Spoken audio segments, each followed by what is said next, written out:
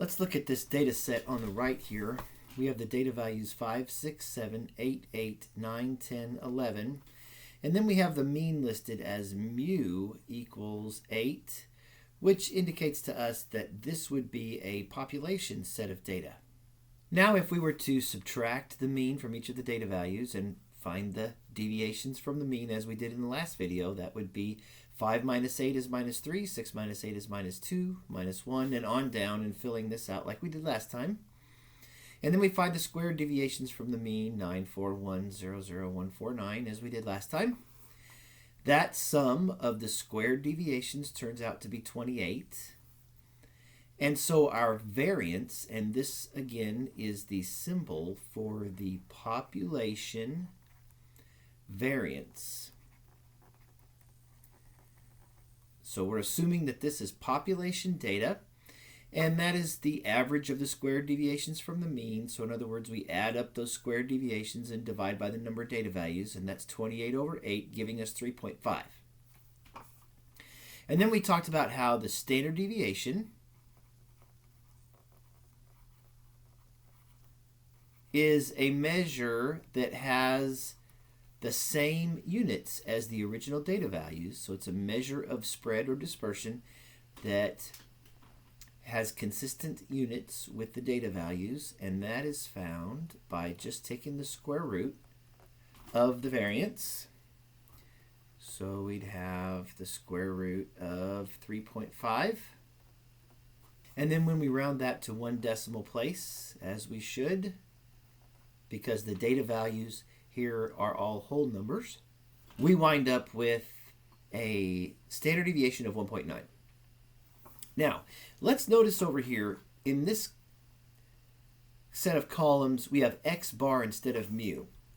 And we're doing this sort of to practice using our symbols here for the correct either population or sample data values, but also, too, we're going to go through this specifically because the calculation for the sample variance is slightly different from the calculation for the population variance.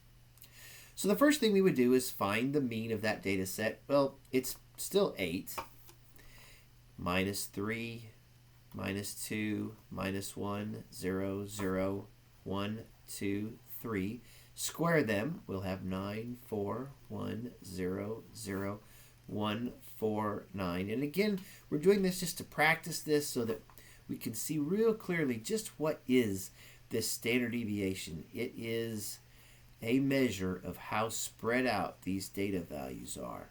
So I'm going to find the sum of the squared deviations from the mean again, just like we did last time, and that's still 28, whether it's a population or a sample. But here comes the difference. The sample variance has the symbol s squared.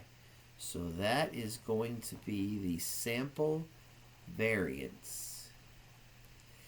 And its formula is still the sum of the squared deviations from the mean, but then we're going to divide by 1 less than the sample size.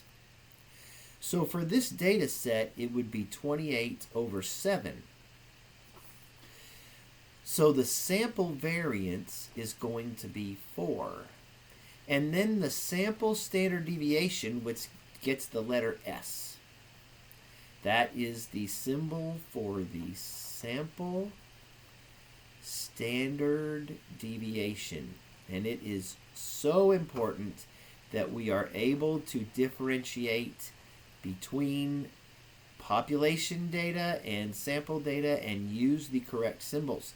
So if I take the square root of 4, I'm going to get 2, but I'm going to call that 2.0 so that it is rounded to 1 more decimal place than occurs in the raw data. So our sample standard deviation is 2.0, where our if this was population data, we would call the standard deviation 1.9. The purpose of any sample measure is to approximate its corresponding population parameter. So the sample standard deviation's purpose is to estimate the population standard deviation. And it does a better job of that if we divide by one less than the sample size when we're dealing with a sample.